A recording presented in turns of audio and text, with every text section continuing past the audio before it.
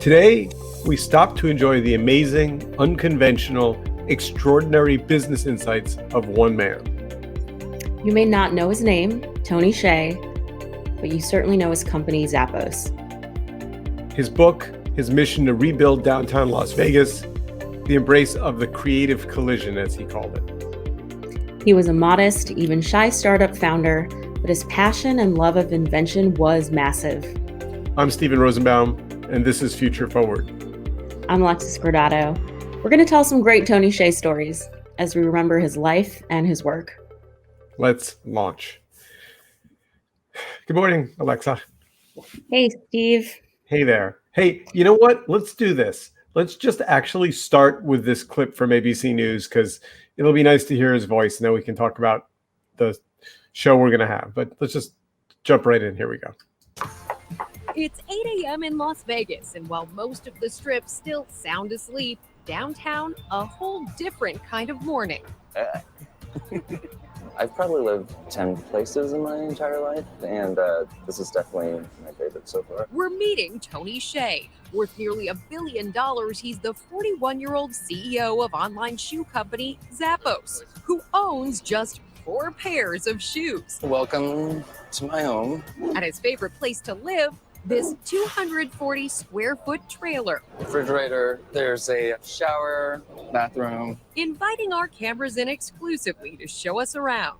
This converts into a bed, that converts into a bed, and this is your workspace. Yep. The rent here is $950 a month. $950 a month. Yeah. So you got a pretty good deal. Yeah. You are definitely different than your typical billionaire CEO. I care a lot more about experiences than stuff. Introducing us to his neighbors, like his pet alpaca, Marley, and 4 chickens. So this alpaca just runs free around here. Yeah. What do And you he likes feed him? carrots. He likes carrots. An unconventional home for what might just be the world's most unconventional CEO, investing $350 million rebuilding downtown Las Vegas. $50 million was to invest in small businesses to help create a sense of neighborhood and community and make downtown Vegas more walkable. And just a few blocks away, Zappos headquarters, where Tony has thrown out the traditional corporate rule book. Come on, Tony. Gone are the titles, dress code, and corporate hierarchy. I love him. Instead, meetings in this Star Wars-themed conference room. Who does the decorating around here? We really leave it up to employees. It's all part of a big push by Tony towards something called a holacracy. Who's the boss? We're the boss. You're the boss. We're the boss. Essentially removing upper management and letting employees run the show. Do you ever fight with each other? No, we love each other. The employees even determine their own salaries. We have a budget that we are allowed, and there's 8 of us that we determine how our pay would be. So that's, I mostly wanted to, for those of you who are getting to see the video, just seeing Tony with the alpaca makes that clip. And the offices. Yeah, well, and the offices. Which what they didn't say was Tony bought Las Vegas City Hall from the when's city that of clip? Las. It's 2015. Yeah. So maybe it hadn't closed yet, actually. Maybe they're still in Henderson. All right, but we jumped ahead.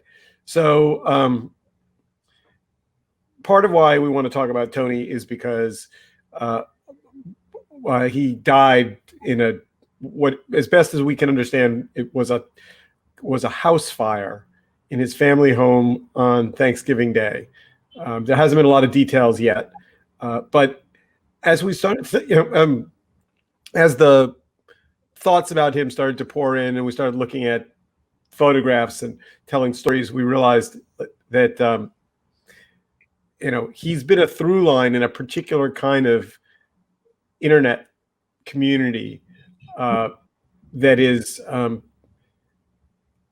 incredibly important, has a long 20-year history, and he's not a superstar. I mean, or he was, in the sense that he didn't. I mean, I don't know how to describe it. he didn't avoid the He's, limelight. he's not Richard Branson or Elon Musk. He doesn't have that, like, he doesn't need to suck up the oxygen in the room in order to be.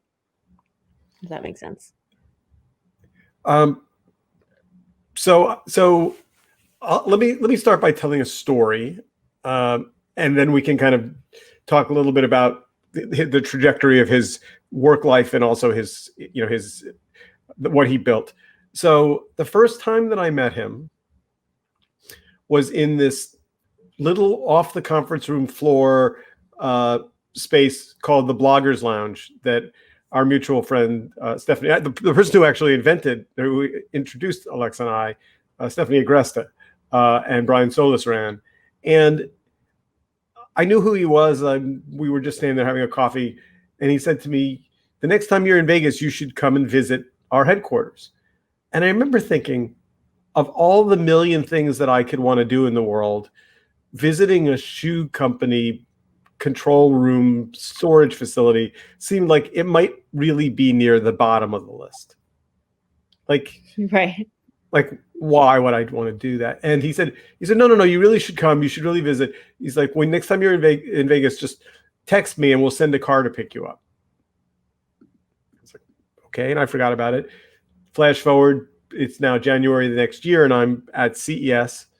And CES is this miserably big, noisy thing.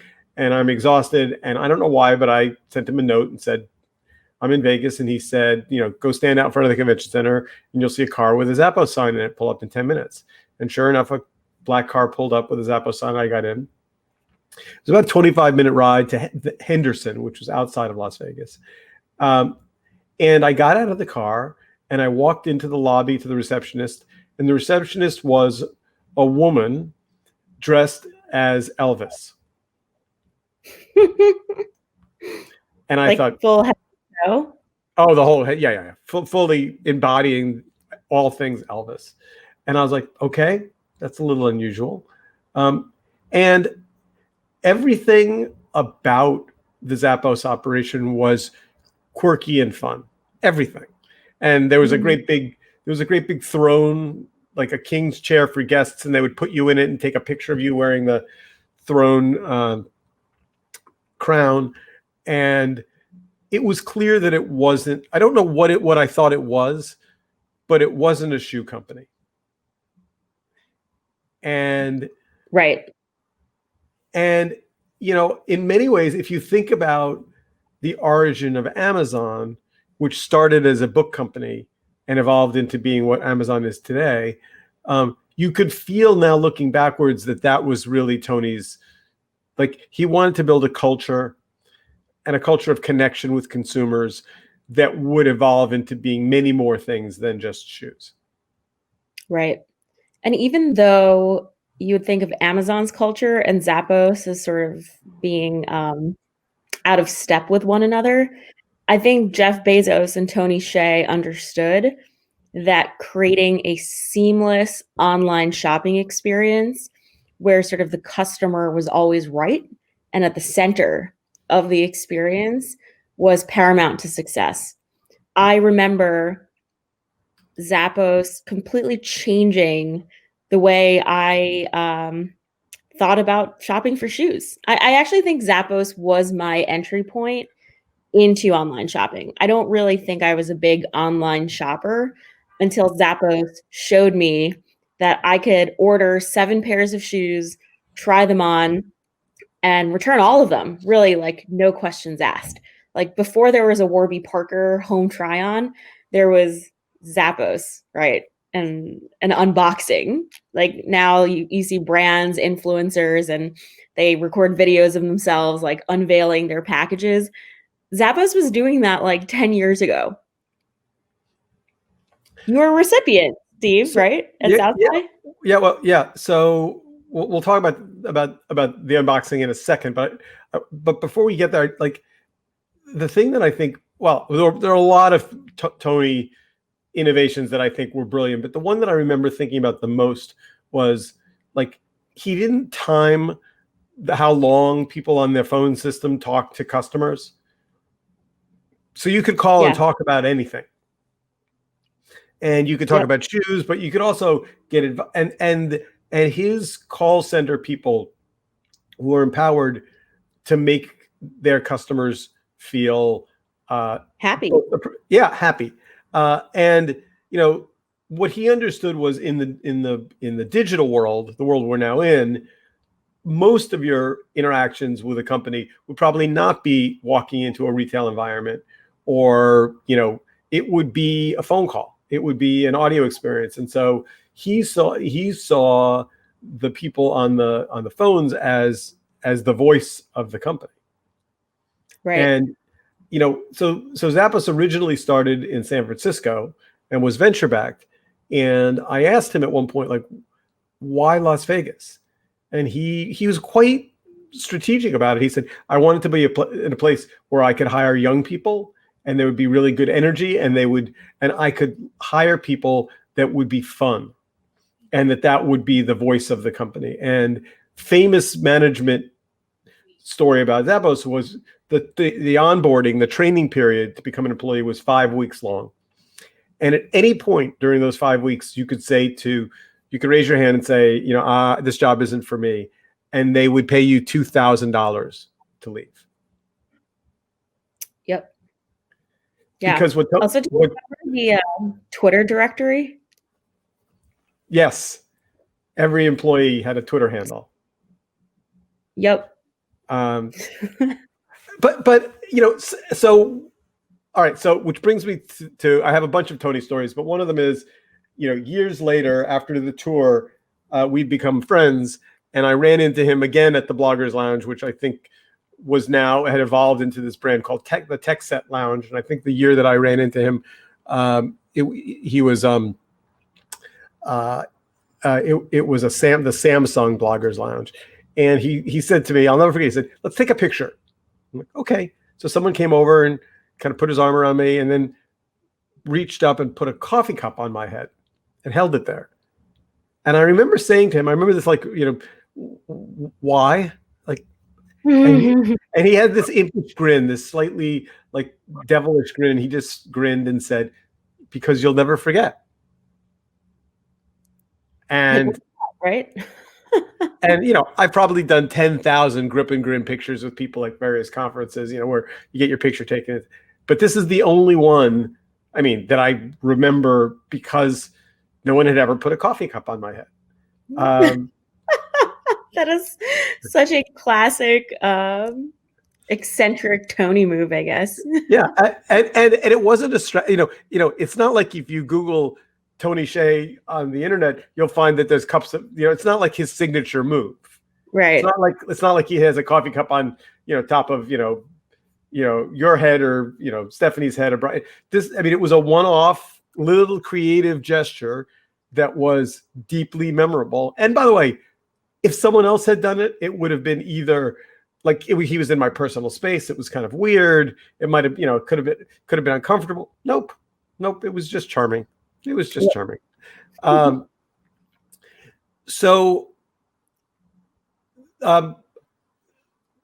get to. There's some business stuff to talk about as well. But let's just, so then there's the book. Delivering happiness.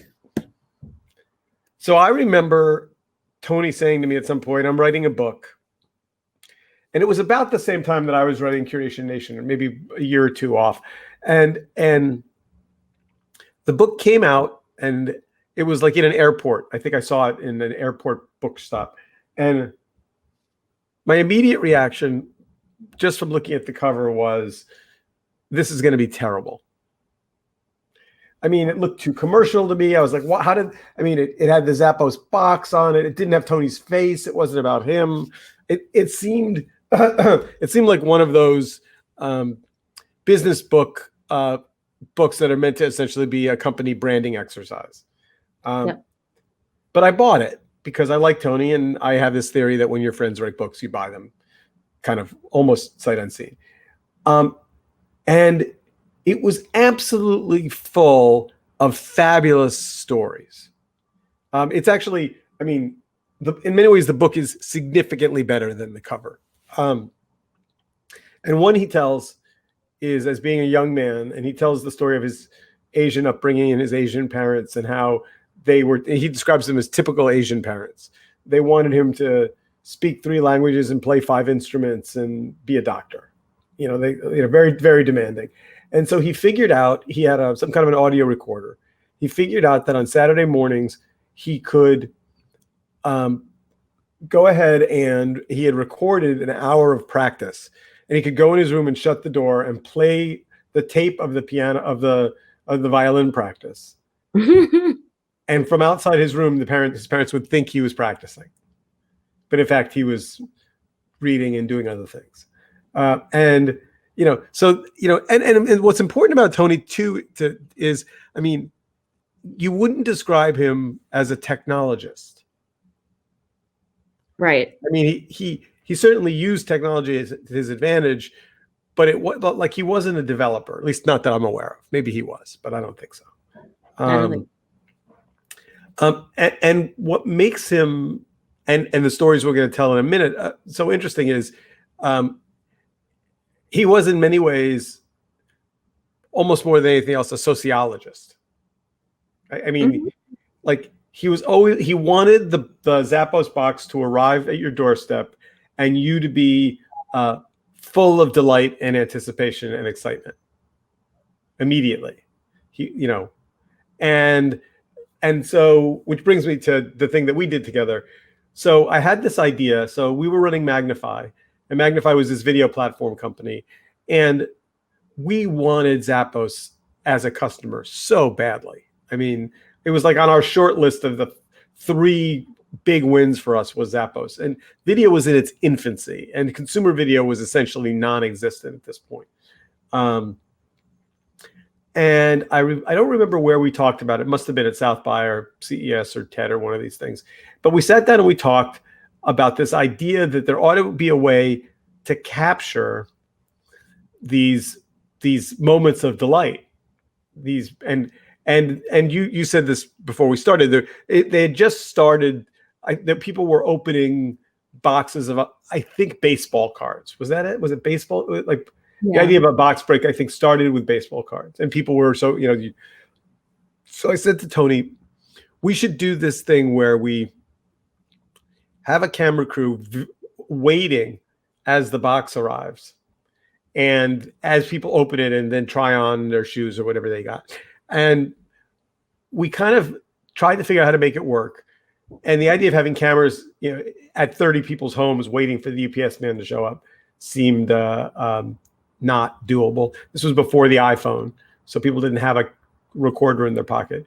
So instead, we picked 30, what I think would be called now influencers, but they weren't really, in the same way that influencers live on Instagram. They weren't really influencers or Snapchat in that way, but they were 30 famous internet people, and we invited them all to go online and spend, I don't know, $50 or $100. And then meet us at South by Southwest, and we set up a recording studio in the Blogger Lounge.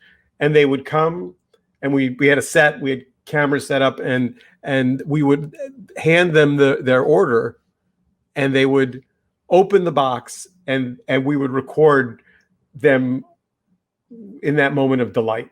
And I mean, I've had a lot of goofy PR ideas in my life, and at one point, I shipped a bunch of our customers goldfish, live goldfish, and a goldfish bowl. That was not a good idea. I remember this. I was also working at a PR firm, and Windows Phone was our account. So, yeah, I was there. I witnessed all of this. It happened. But the box break event was terrifically successful. And again, as you start to look at pictures of Tony, what you realize is there's always like maybe I'm not getting it quite right. Maybe, but but the phrase that keeps coming back to me is impish smile. He had this. He just was always kind of almost bemused. Like I don't know if there's another way to say it.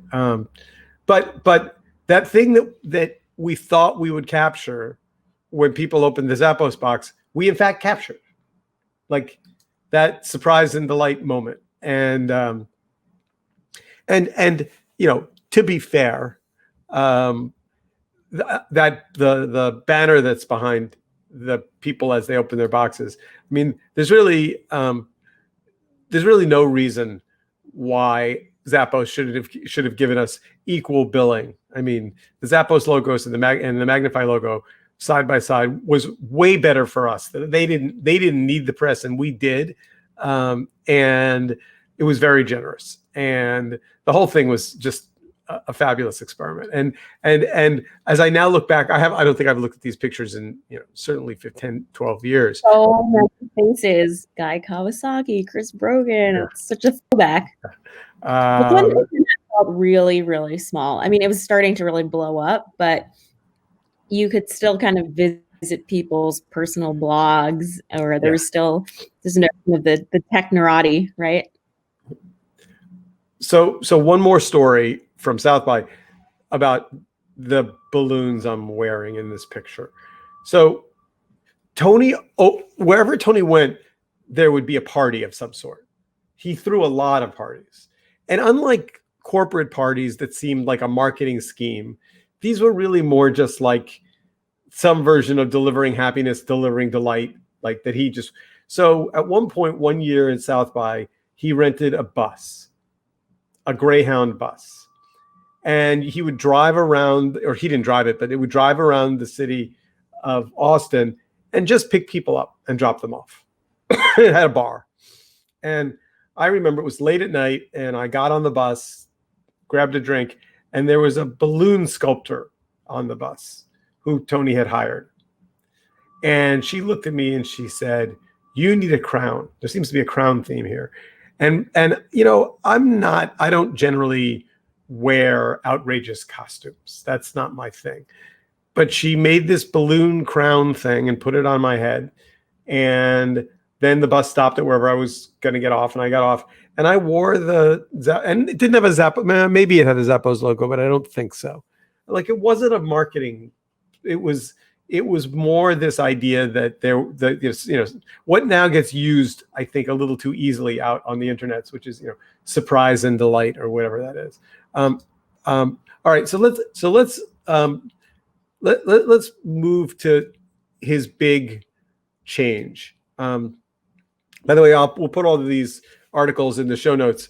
It's very funny. As I Googled Tony Shay Zappos, I kept getting these links, and I would click on them. And of the 10 that I wanted to go back in time, I wanted to go back to 2015. So I found this one from 2010, and it turns out the headline is "The Happiness Culture. Zappos isn't a company; it's a mission." I thought, well, that seems about right. And then I read down to find out that it was written by me, which was very strange. I mean, so funny. Yeah. So this is the Fast Company article. I'll just read you the first paragraph. Tony Shay has sold earthworms, greeting cards, and slices of pizza. Along the way, he's never considered that a failed business meant that he was a failure. Then the guy who wore the same pair of shoes founded Zappos. Today, Tony says it's all about happiness, and he's got the business to prove it. It's a good article. It's well written, and I think it came from me buying the book and then writing about it. Is my memory of it. But somewhere along the way, he got excited about what he called creative collisions, and he shut all the exit doors to the Zappos office building except the front door. I don't think he chained them. I mean, I think they were still fire escapes. But he had this idea that people running into people as they were coming and going in the building would make communications easier. People would say, "Hey, I have to talk to you about something."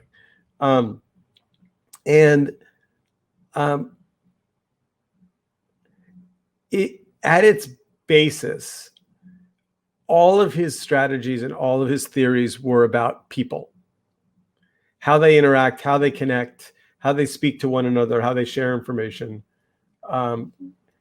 which is really different than the way most people talk about business. Yeah.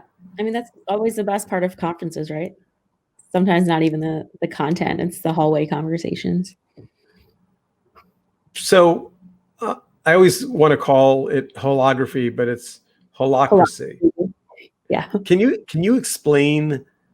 So holacracy is not his idea, right? It's a business theory. Right. But I think he was the first in recent memory to try to put it to practice. I'm personally skeptical. Like, I don't think it can really work beyond a certain number of people. But in general, it's the idea that a boss, middle management, executives, they're not really the ones who are making decisions, and that everyone can kind of be self-directed. And I think if you really believe in sort of a community-centric approach to management, community can really be defined as people who come together for a shared purpose and who have a shared belief and way of doing things. In which case, I think if everyone is hired, onboarded, and trained and screened to sort of have a certain mindset, it actually can probably work. So anyway. But I don't think that's how he does things. I mean, here, let me just read you a clip from the Washington Post. This is an article about how he's changing the culture of the company. Quote, Hsieh decided about a year ago to get rid of all bosses. And as the holiday crunch begins, many are watching how this decision is holding up under the strain of the retail industry's most important and demanding season. No one reports to anyone anymore. Instead, employees self-manage and belong to different decision-making circles that keep the company operating. It's called holacracy. So I remember this as being very, very controversial. 14% of the Zappos employees quit. Mm-hmm. And so to your point, yes, if everyone was hired with holacracy, but they took away titles, they took away reporting structure. And Tony famously, his desk has always been, kind of in the middle of just a series of pods. I think what he was trying to experiment with was this idea that people will take more ownership in decisions if there isn't someone to blame for, I mean, this is famous in big companies. People, look up the reporting chain and go, well, if they just done it my way, it would have worked. Right. And I'm trying to remember the date. So he started doing holacracy in, when is this stated? 2015.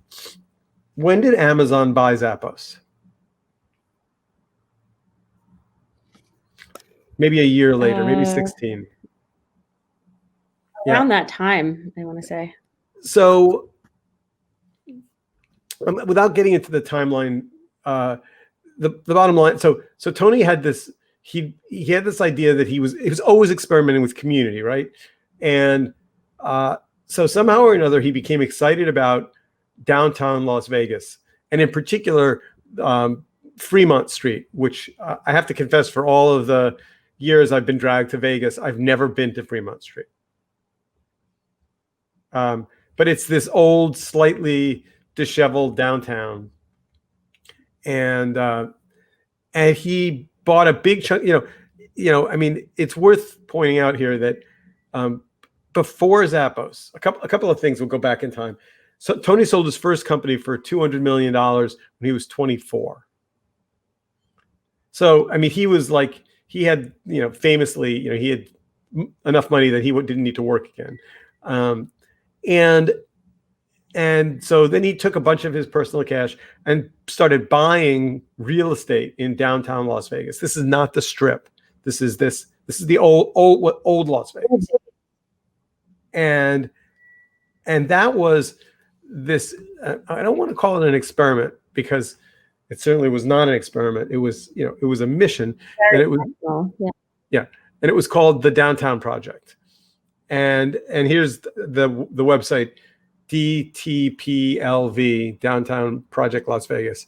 And And he had 3 C's: collisions, co-learning, and connectedness. And he wanted to build essentially a community of startups and restaurants and bars and, kind of, almost like WeWork, but in a physical, successful shape. Do you know anyone that had businesses there? I don't know anyone who had businesses there, but I actually, last time I saw Tony was in 2017 in downtown Las Vegas. He produced a festival, Life is Beautiful. So I actually got to go to downtown Las Vegas. It was like a 3-day thing. I saw the Airstream trailer camp thing where in that clip he said he lived. And honestly, it was great. Like it was my first time there. And I was so impressed when I heard people who chose to live there. Like I met a lot of people who had recently moved, and when they shared why, it was sort of like all the reasons that you just outlined. Oh, the community here is great. Oh, there's so much creativity. Oh, there's so many opportunities, or oh, there's just like serendipity in the air. And that was great. So we just found out that 2009 was when Amazon bought Zappos. So they really, for a long time, left it alone.